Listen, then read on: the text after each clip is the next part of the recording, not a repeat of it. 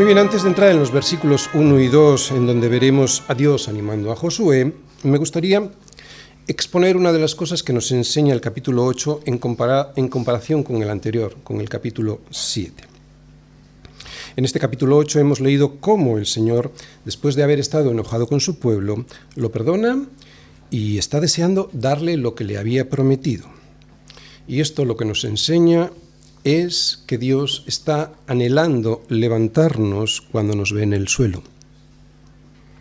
Si después de haber caído nos volvemos a Él sinceramente arrepentidos, deseosos de restaurar la comunión con Dios y con el propósito firme de no volver a las andadas, Él no solo nos perdona, es que también nos bendice.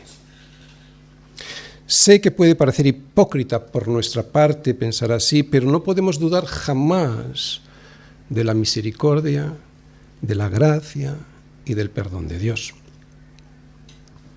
Es habitual que después de haber pecado, especialmente cuando sabemos que lo que hicimos no lo teníamos que haber hecho, que ya estábamos avisados, tengamos dudas sobre si Dios nos ha perdonado o no.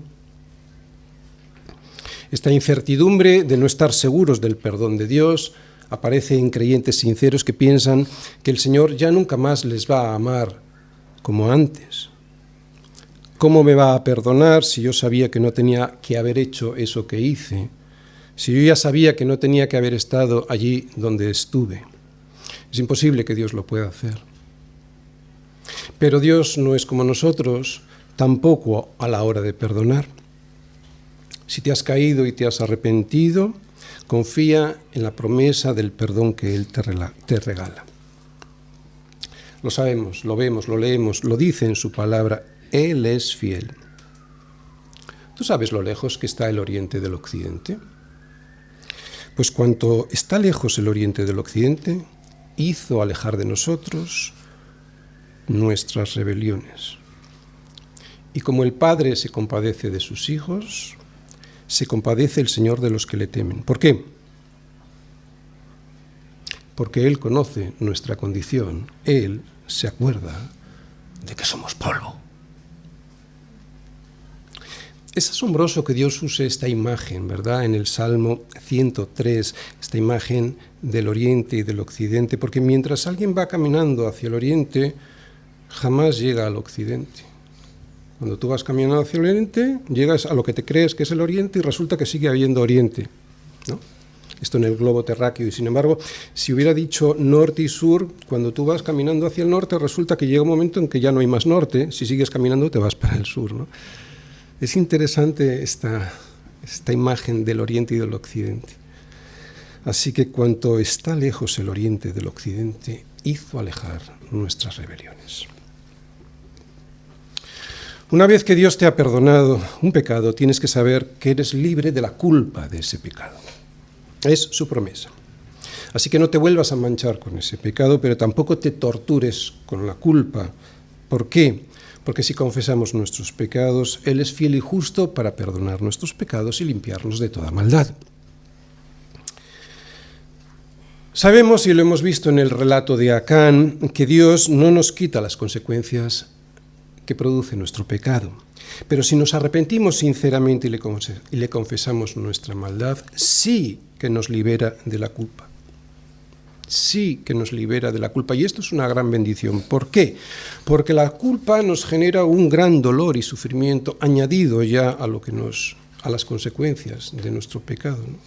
Además nos hace inútiles para servir al Señor. La culpa nos hace inútiles para servir al Señor.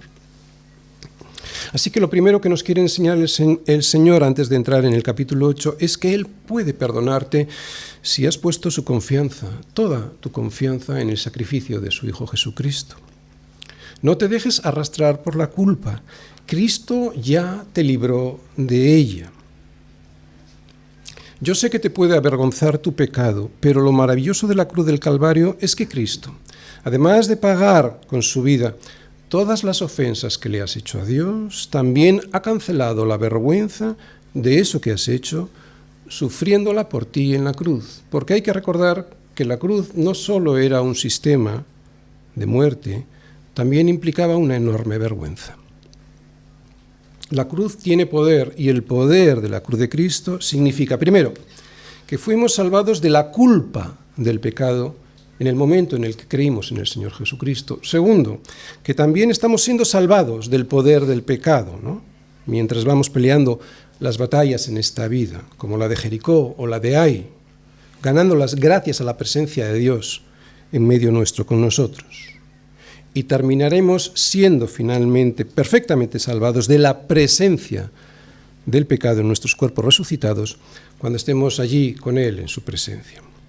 Así que la culpa ya está fuera, el poder del pecado también somos liberados de él mientras estamos luchando en esta vida, como las batallas de Jericó y de Ai. Y en su día estaremos libres totalmente de la presencia del pecado.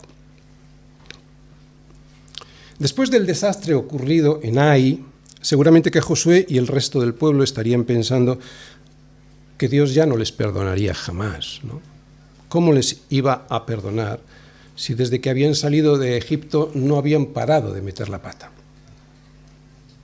Sin duda este sentimiento estaría ahogando los corazones de los israelitas en este momento, pero Dios, y lo vamos a ver ahora, vuelve a animar a su pueblo para que no caigan en el desánimo.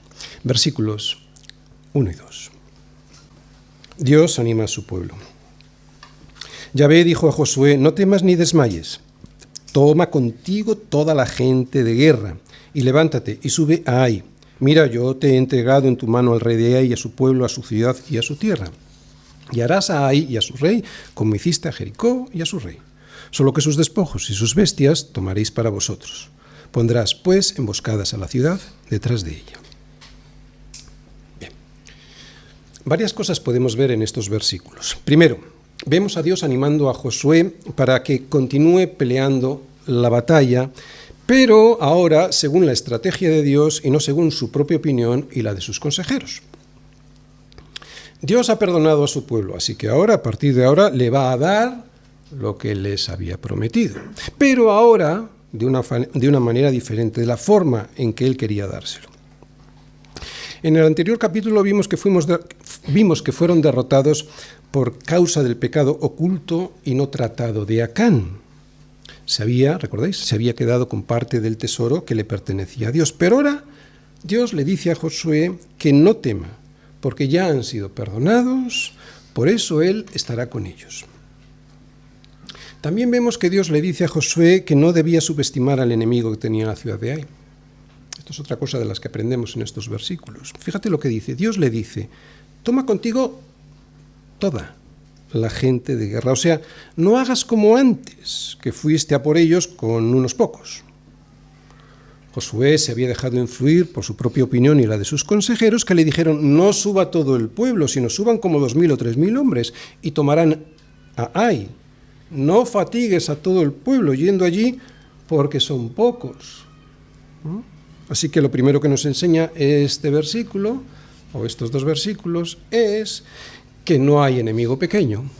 Y lo segundo que nos enseña es que tenemos en la ciudad de Ai una guerra que es cuestión de todos, como iglesia, de toda la congregación, de todos juntos y en armonía. En nuestra vida diaria peleamos, cada uno de nosotros, sí, pero dentro de una estrategia conjunta, todos juntos como iglesia, aunque estés en tu casa, en tu trabajo, ¿no? Y si no peleamos en un mismo sentir, se notará. Necesitamos pelear la batalla todos juntos y en armonía. Nos necesitamos los unos a los otros, incluso en nuestras luchas individuales. Y esto nos enseña otra lección, y la podríamos resumir con una palabra: humildad. La humildad de necesitar al otro y la humildad de saber que si Dios no está con nosotros, va a estar contra nosotros.